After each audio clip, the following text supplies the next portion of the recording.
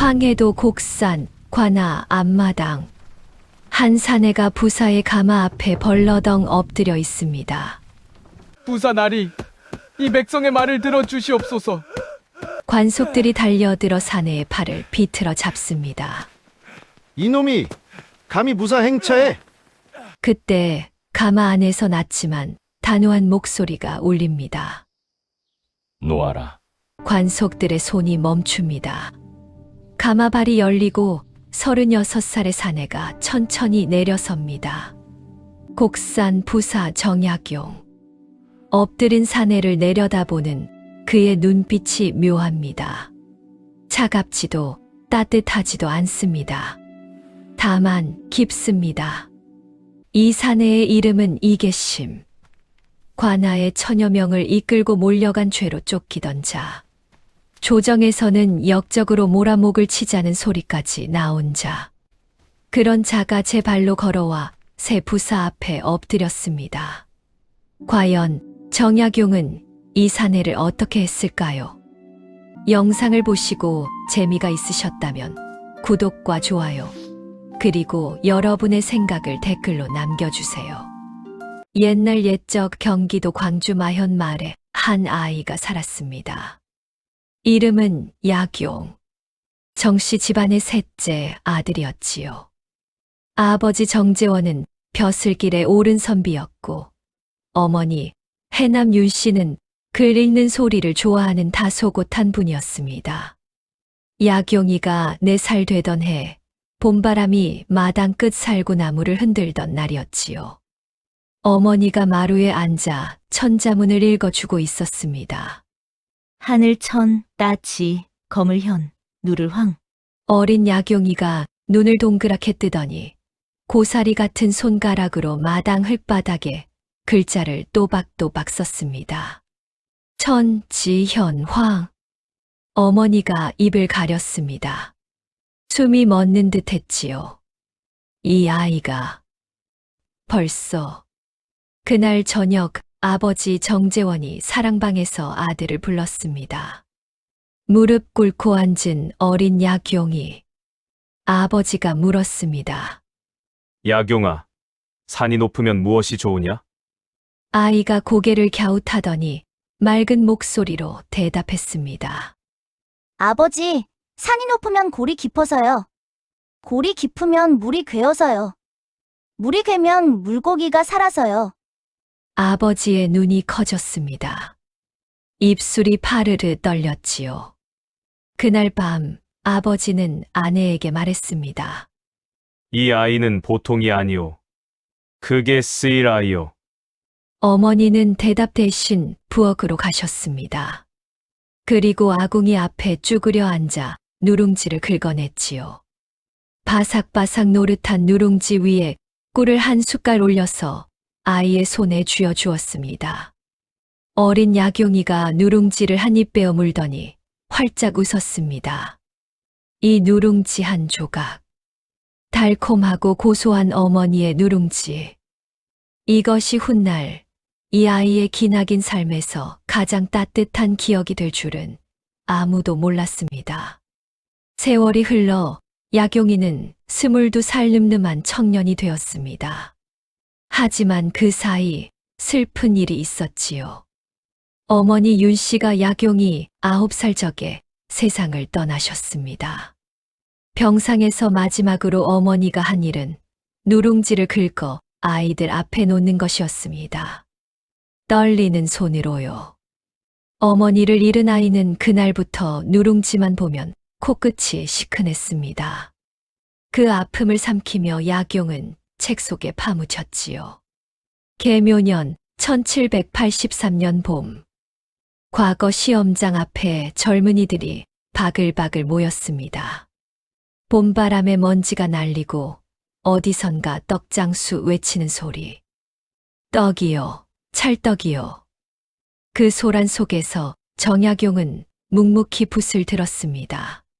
시험이 끝나고 결과가 발표되던 날. 임금 정조가 답안지를 들어 올렸습니다. 이 글을 쓴 자가 누구냐? 전하, 광주 마현의 정재원의 아들 정약용이옵니다. 정조의 입꼬리가 살짝 올라갔습니다. 불러들여라. 대전 마루에 엎드린 젊은 선비. 이마가 차가운 마루에 닿았지요. 정조가 말했습니다. 고개를 들라. 약용이 고개를 들었습니다. 임금의 눈과 선비의 눈이 처음으로 마주쳤지요. 정조의 눈빛은 따뜻하면서도 날카로웠습니다. 마치 아버지 같기도 하고 스승 같기도 했지요. 네, 그래서 백성 냄새가 난다. 정조가 고개를 끄덕이며 조용히 말했습니다. 그것이 좋다. 이 한마디가 정약용의 인생을 바꾸었습니다. 이날부터 정조는 정약용을 곁에 두었지요. 배다리를 설계하라 하고 화성을 지으라 하고 거중기를 만들라 했습니다. 정약용은 밤잠을 줄여가며 임금의 뜻을 받들었습니다. 먹물이 마르기도 전에 새 도면을 펼치고 하나의 설계가 끝나면 다음 설계에 들어갔지요. 어떤 밤에는 촌농이 단호가 어둠 속에서 글을 썼습니다. 손끝에 굳은 살이 박이고 눈가에 잔주름이 졌습니다. 하지만 약용은 행복했습니다. 나라를 위해 일하고 백성을 위해 머리를 쓰고 그 모든 것을 알아주는 임금이 계셨으니까요. 그때 약용은 몰랐습니다. 이 눈부신 날들이 얼마 남지 않았다는 것을요. 정조 21년 1797년 유니월의 무더위가 채 가시지 않은 계절이었습니다. 정약용은 보름 전까지만 해도 승정원 동부승지 임금 곁의 사람이었습니다. 그런 사내가 갑자기 지방고을로 내려가게 된 것은 좌천이 아니었습니다. 반대파의 칼날이 정약용의 목을 겨누고 있었지요. 임금 정조는 이 신하를 살리기 위해 잠시 지방으로 보내는 길을 택한 것이었습니다. 떠나는 날 임금이 정약용을 불러 조용히 말씀하셨습니다. 한두 해가 늦어진다 해도 상관없을 것이다. 가서 있으면 장차 부를 것이니 서운하게 여기지 말라.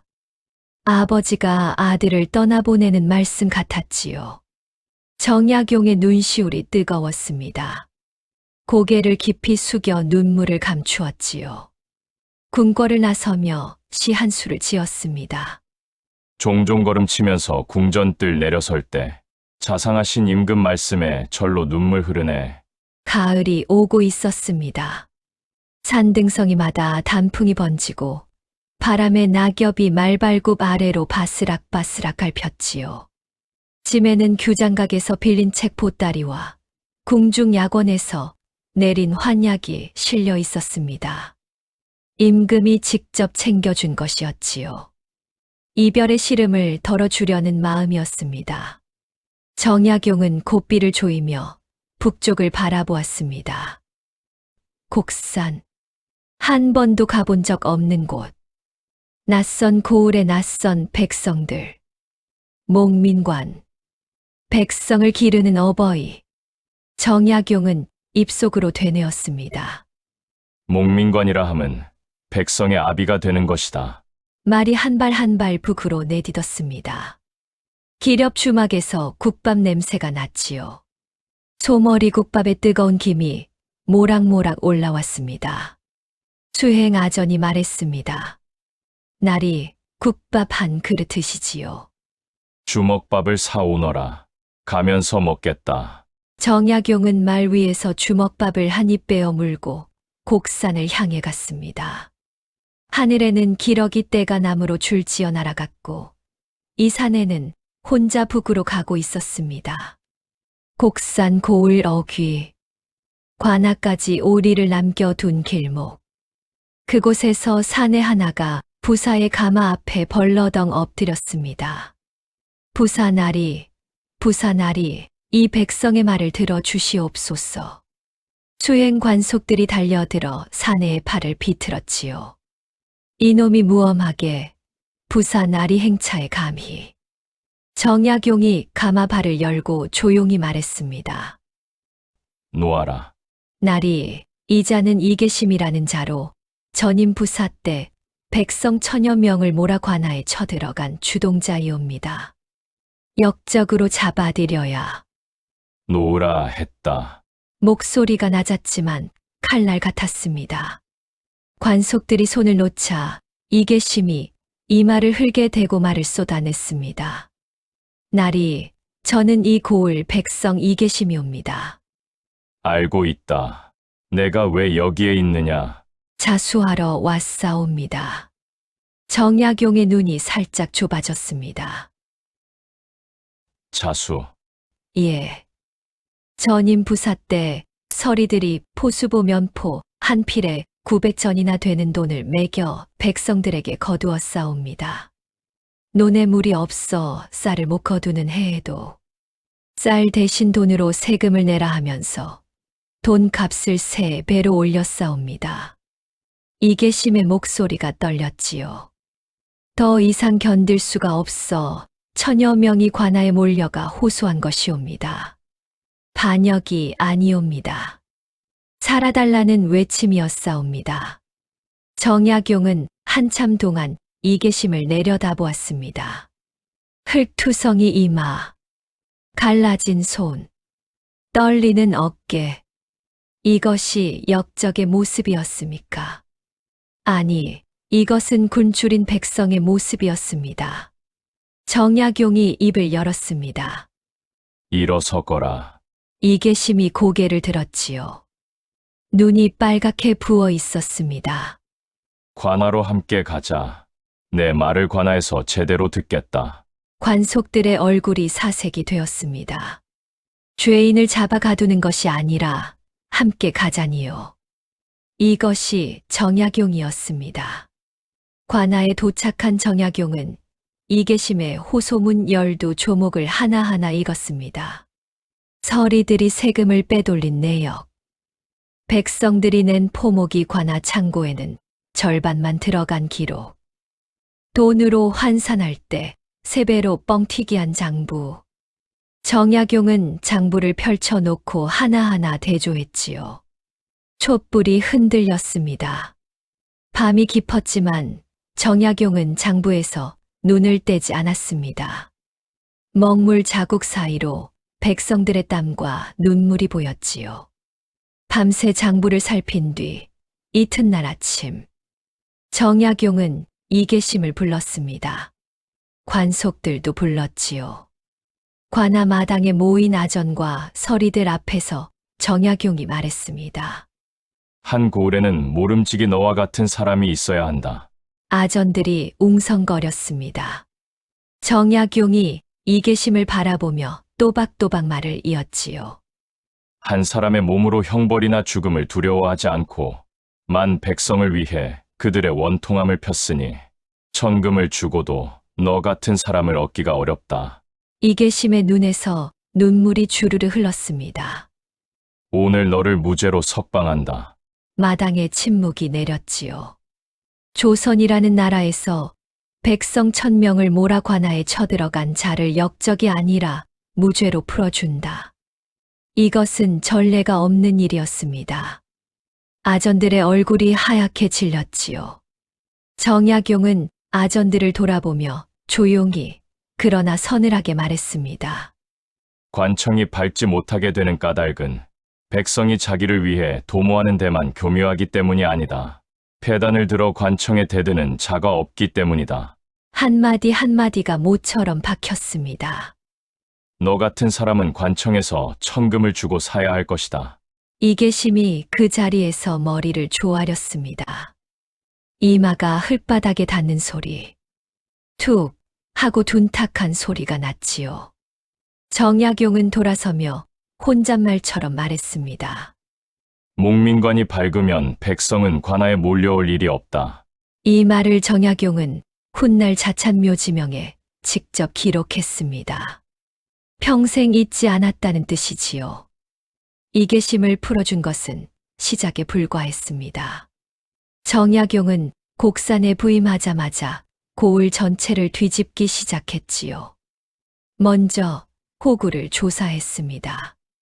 마을마다 집집마다 식구가 몇이고 논이 얼마이고 밭이 얼마인지 직접 돌아다니며 확인했습니다. 아전에게 맡기면 장부를 꾸밀 것을 알았기 때문이지요. 가을볕이 내리쬐는 논두렁을 갓을 쓴 부사가 걸었습니다. 날이 여기까지 직접 오시다니. 허리 굽은 농부가 허둥지둥 절을 했습니다. 올해 농사는 어떠하오? 날이 가뭄이 심해서 벼가 반도 못됐습니다요. 정약용은 고개를 끄덕이며 장부에 적었습니다. 이런 식으로 마을을 하나하나 돌았지요. 다음으로 구리로 자를 만들었습니다. 관리와 상인들이 자의 눈금을 속여 세금과 물건을 협잡하는 일이 고을 곳곳에서 벌어지고 있었기 때문입니다. 대장간에서 구리자가 나온 날, 정약용은 관아 마당에 아전들을 모아놓고 말했습니다. 이 자가 곡산의 기준이다.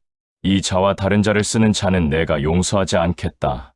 구리자를 높이 들어 보이며 말했지요.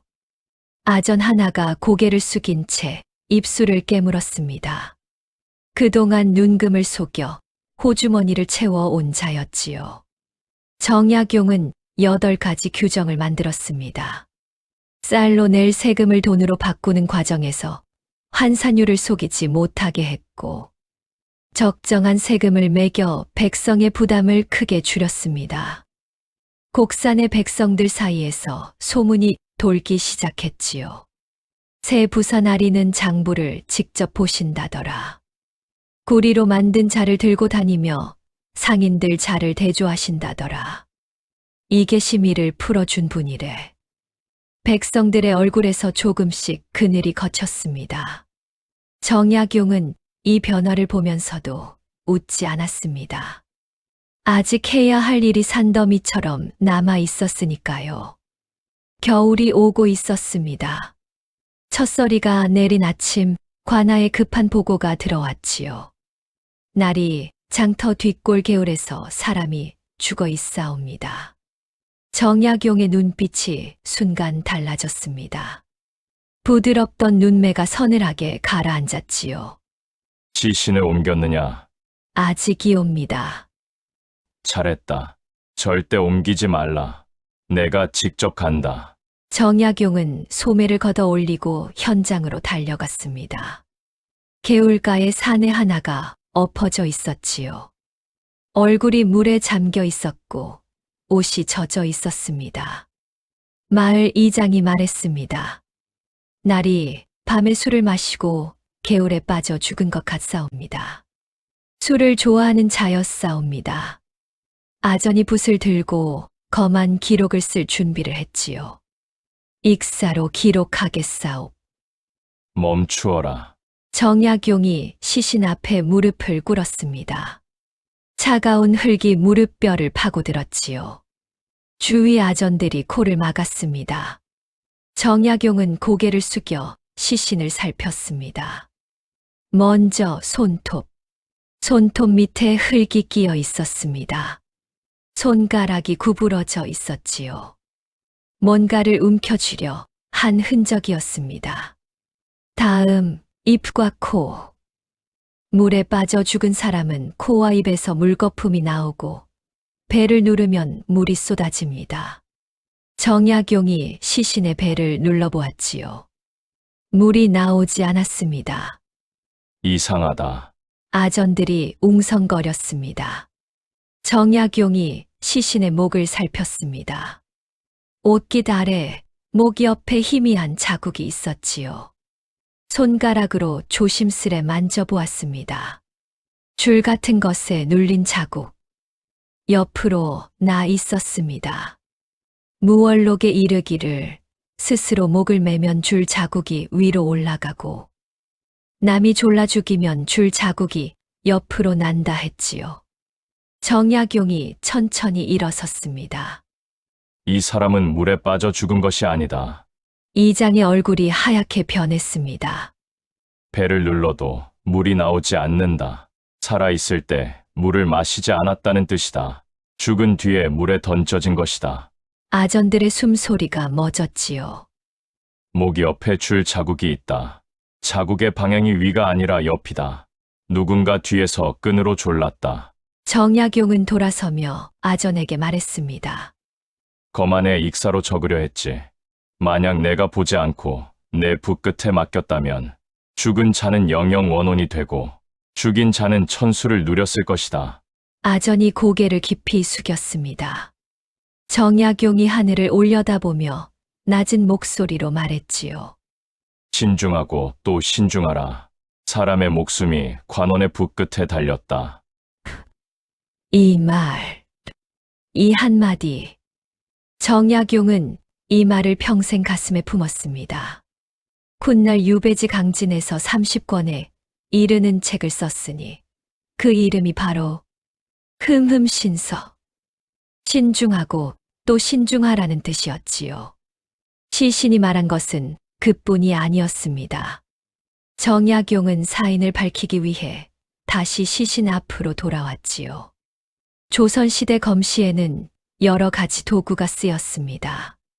술, 식초, 소금, 파, 매실, 백반, 그리고 은비녀. 정약용은 먼저 식초를 시신의 목 자국 위에 뿌렸습니다. 그 위에 사망자의 옷가지를 덮고 한참을 기다렸지요. 식초가 스며들면 상처 부위가 더 선명하게 드러나는 법. 옷가지를 걷어내자 목에 줄 자국이 아까보다 훨씬 또렷해졌습니다. 줄의 너비로 보아가는 노끈이었지요. 노끈이다. 지프로 꼰 노끈. 정약용이 중얼거렸습니다. 다음으로 은비녀를 꺼냈습니다. 혹시 독을 먹인 것은 아닌지 확인하기 위해서였지요. 은비녀를 시신의 목구멍에 넣고 종이로 입을 봉한 뒤 한참을 기다렸습니다. 은비녀를 빼내어 살펴보았지요. 색이 변하지 않았습니다. 독은 아니다. 하나하나 차근차근. 시신이 말하는 것을 정약용은 놓치지 않았습니다. 마지막으로 시신의 손을 살폈지요. 오른손 손톱 밑에 끼어 있던 것. 가느다란 시로라기. 삼배였습니다. 삼배 시로라기. 죽기 직전 이 사내가 손톱으로 긁어낸 것은 자기를 졸라 죽이던 자의 옷에서 떨어진 삼배 조각이었습니다. 정약용이 고개를 들었습니다. 이 마을에서 상을 당한 집이 있느냐? 이장이 움찔했지요. 날이 왜 그것을? 상복은 삼배로 짓는다. 이 사내의 손톱 밑에 삼배 시로라기가 있다. 죽이는 순간에 긁어낸 것이다. 시신이 마지막 순간에 자기 손톱으로 남긴 증거. 죽은 자가 산 자에게 남긴 단서였습니다. 정약용은 그제야 아전을 돌아보며 말했지요. 수사를 시작하라. 곡산에서 억울한 죽음을 밝히고 세금의 비리를 바로잡고 백성의 호소를 들어주는 동안 정약용에게도 밝힐 수 없는 아픔이 있었습니다. 아이들이었습니다.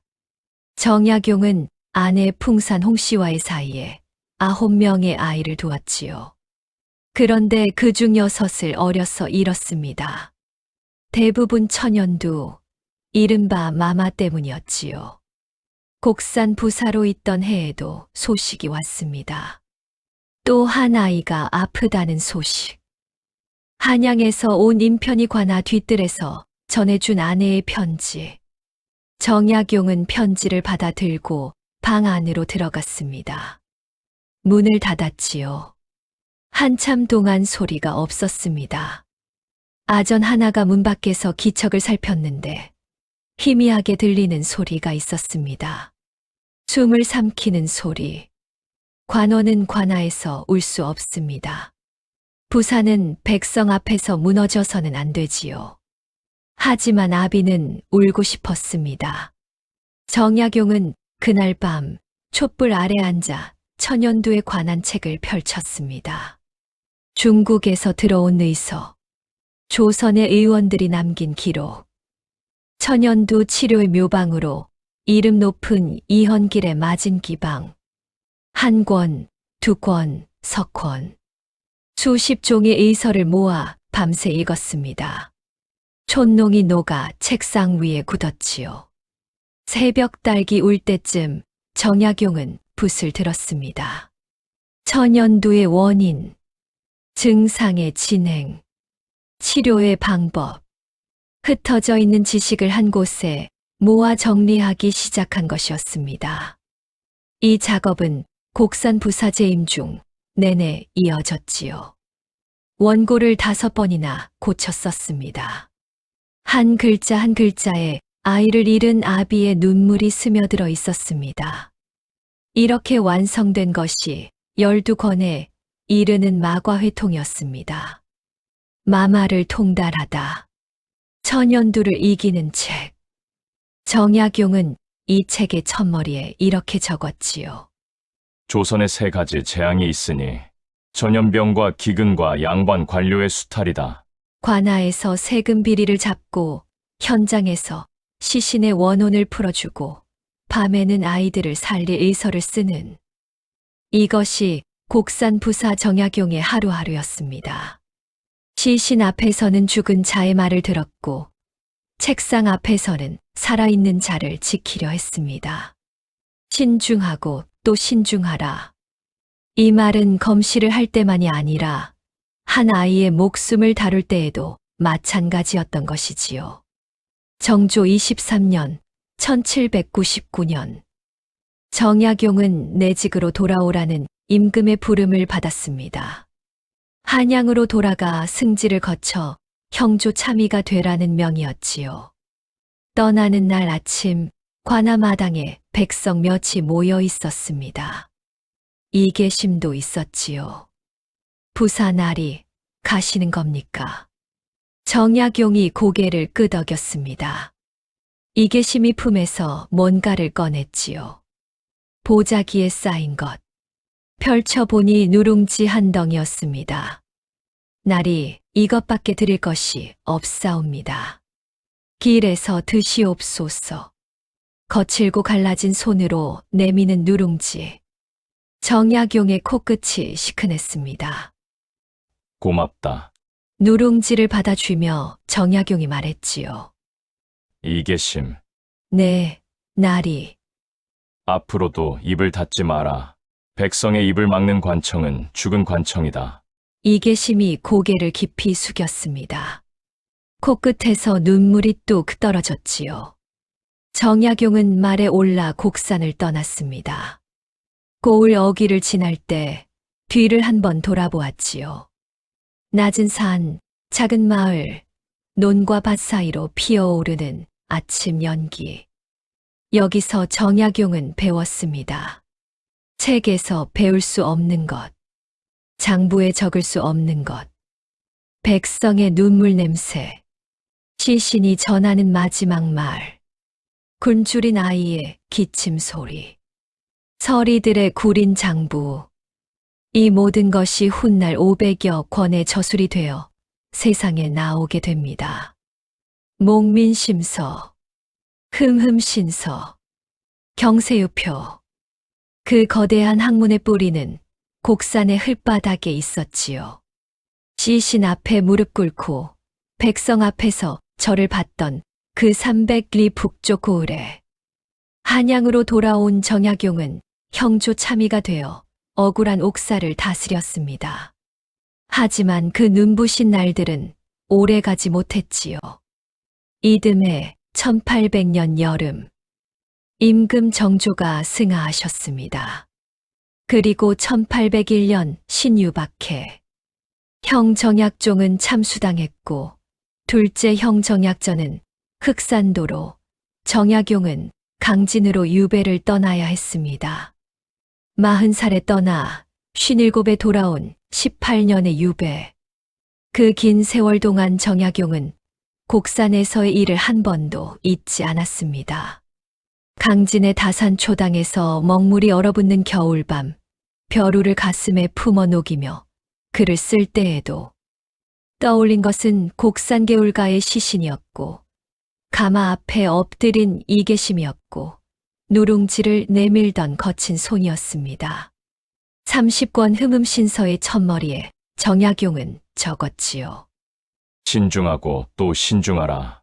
이 한마디 속에 곡산의 모든 날들이 들어 있었습니다. 시신의 손톱 및 삼배 실오라기, 물이 나오지 않는 배, 옆으로 난줄 자국, 죽은 자가 할 수 없는 말을 살아있는 자가 대신 읽어주지 않으면 억울한 혼은 영영 떠돌게 됩니다. 정약용은 그것을 알았습니다. 시신의 말을 듣는 것, 그것이 목민관의 마지막 의무라는 것을. 옛말에 이런 말이 있지요. 큰 나무는 바람에 흔들려도 뿌리가 깊으면 쓰러지지 않는다. 정약용은 36에 곡산으로 가서 백성의 아비가 되었고, 40의 유배를 떠나 18년을 흔들렸지만 쓰러지지 않았습니다. 그가 남긴 것은 500권이 넘는 책, 그리고 단 한 줄의 말. 신중하고 또 신중하라. 사람의 목숨이 관원의 붓끝에 달렸다. 이 말은 200년도 더 넘는 세월을 건너 지금 이 이야기를 듣고 계신 여러분에게까지 닿았습니다. 곡산의 그 개울가에서 시신이 전한 말. 손톱 밑에 남긴 삼배 실오라기 한 올이 전한 말. 나의 죽음을 헛되이 하지 말아 주시오. 정약용은 그 말을 들었고 헛되이 하지 않았습니다. 오늘 이 이야기를 들으신 여러분도 기억해 주십시오. 어떤 자리에 있든 사람의 말에 귀를 기울이는 것, 약한 자의 목소리를 듣는 것, 그것이 정약용이 곡산에서 배운 것이었고 우리에게 남긴 것이었습니다.